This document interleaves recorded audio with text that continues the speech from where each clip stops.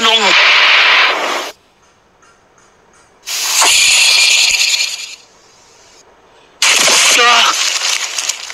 Hindi maaari.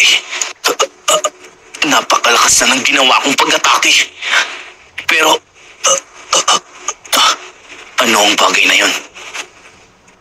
Sigurado akong yun ang dahilan. Napakalakas na ng ginawang pag-atake ni Lilorio.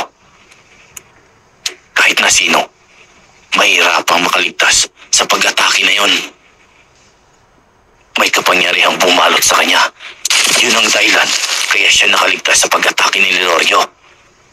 Hindi. Hindi dapat kami maging komportable sa mga nakita namin na yun. Sigurado akong may kakaiba sa isang ito. Masasabi kong malakas ka dahil hindi umubra sa iyo ang pag-atake ko na yon. Kung ganun, susundan pa natin ang isa.